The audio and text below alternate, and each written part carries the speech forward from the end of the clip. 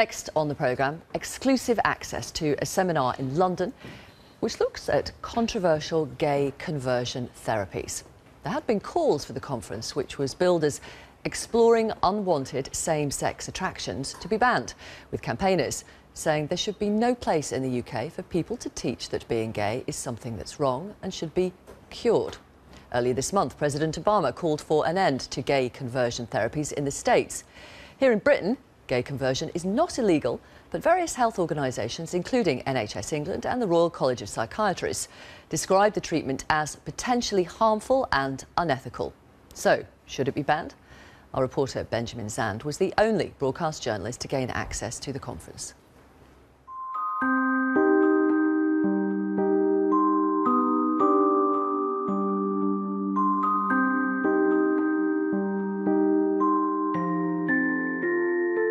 People come in a variety of forms.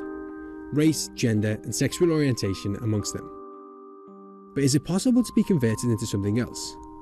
More specifically, can you be converted from being gay to being straight? The majority of people would say no, including most of the leading authorities.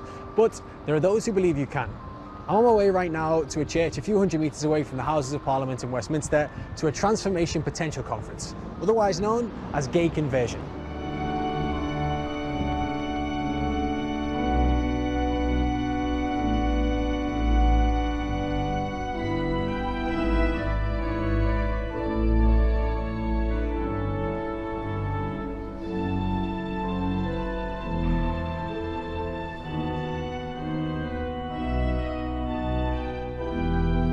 Homosexual relationships, according to Jesus, are worse than polygamous ones.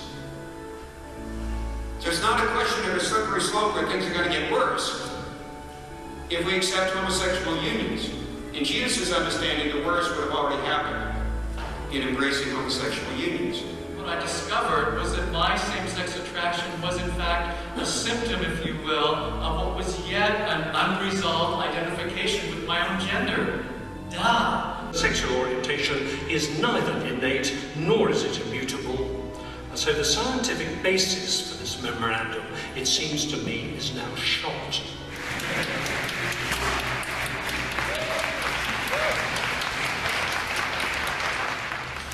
The BBC, could you please leave?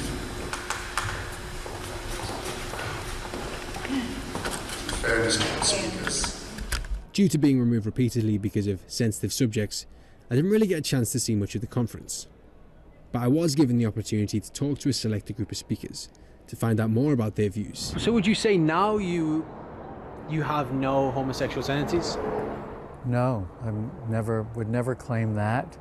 There's some inclinations that remain, and I accept that as part of my humanity, and I'm okay with it. But you said in the eyes of God it is not perfect to be homosexual, so are you know, do you feel like you will always be flawed then if you have homosexual tendencies? Am I always flawed?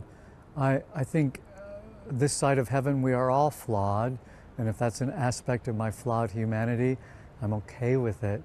I think weakness is different from volitional sinning. Why do you think men are gay, are homosexual? I think, among other reasons, that there is a kind of disintegration in his own masculine identity. If there was not, then he wouldn't be longing for someone who is just like him.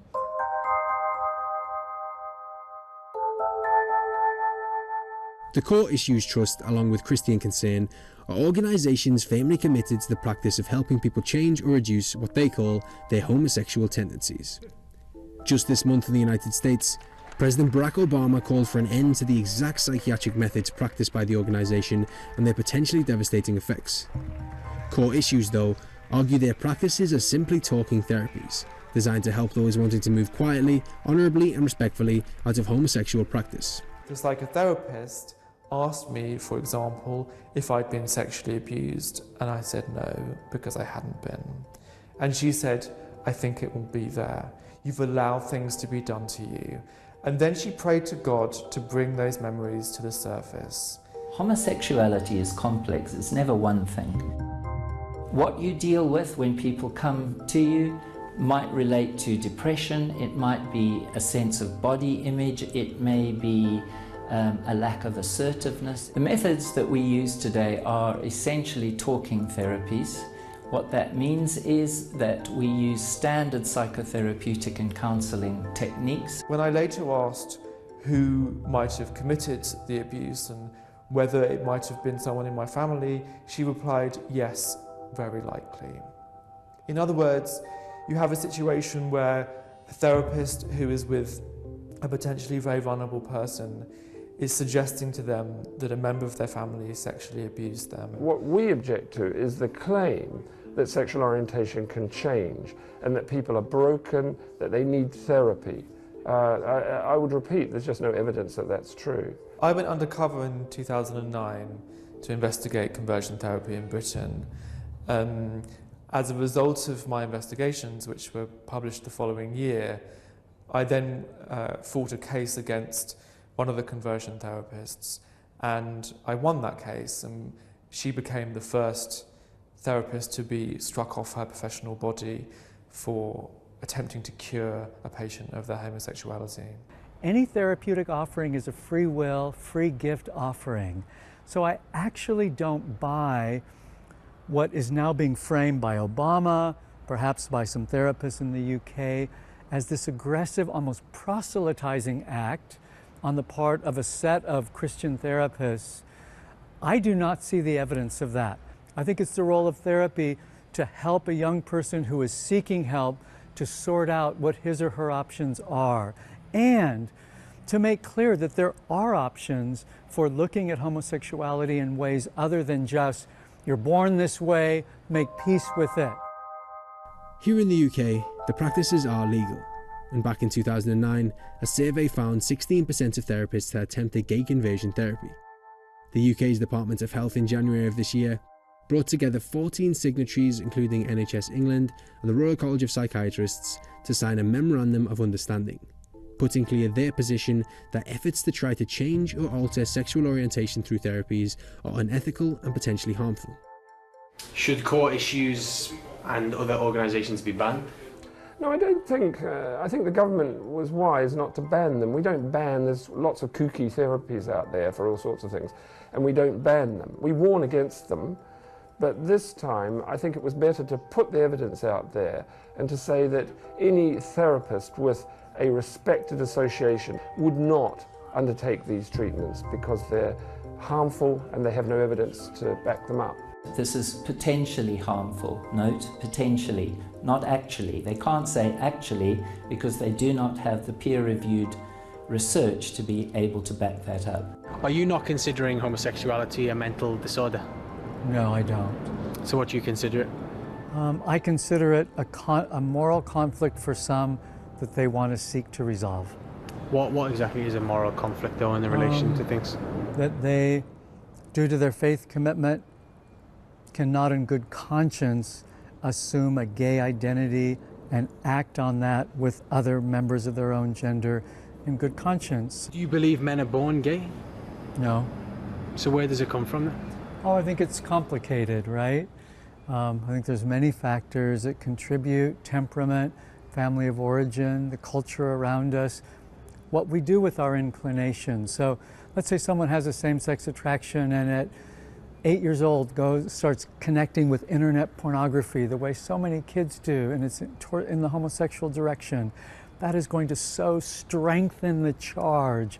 It changes the mind, the impact of the stimulus that we connect with. Why did they originally have the homosexual tendencies? Well, some of the reasons I've talked about, some of the early, the gaps, the disintegration in the process of becoming a whole enough man or woman. In effect, I suppose you're saying it is a disorder then, because it's something that happened that is not, therefore not natural, therefore it's disorderly.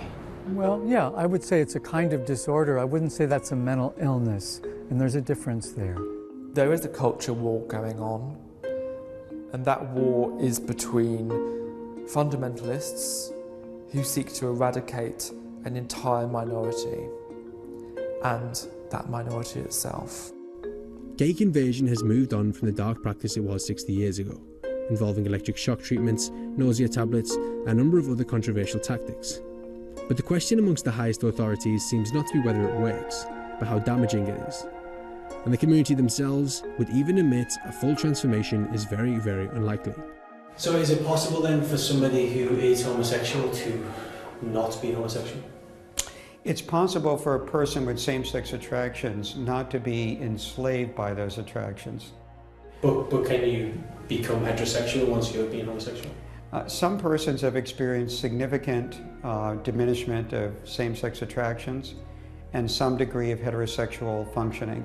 Sometimes that heterosexual functioning involves attraction to a particular person of the other sex rather than the other sex generically. But the actual transformation from homosexual to heterosexual is a rare occurrence? I would say it's a minority. If you mean a full transformation where you lose all homosexual desire and gain complete heterosexual functioning, that is certainly the exception rather than the rule.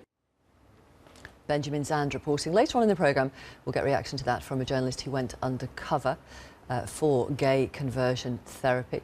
And we'll also speak to someone from an organisation called Chorus, who's the people who ran that conference. Let me bring you some comments on Ben's report. Scott, tweeting under the hashtag Victoria Live, says, shocking story on gay conversion, so-called gay conversion, and shouldn't be allowed in this country.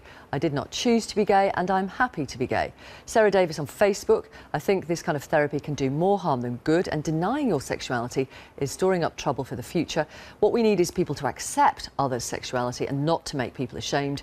If we had that, then there wouldn't be a problem.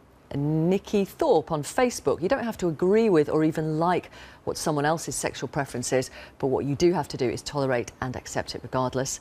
Greg Harrison on Twitter, we are who we are. Less therapy, more tolerance, please. And Michael, again on Twitter, I'm proud that in my country our gay brothers and sisters are equal under law and we must fight those who won't accept it.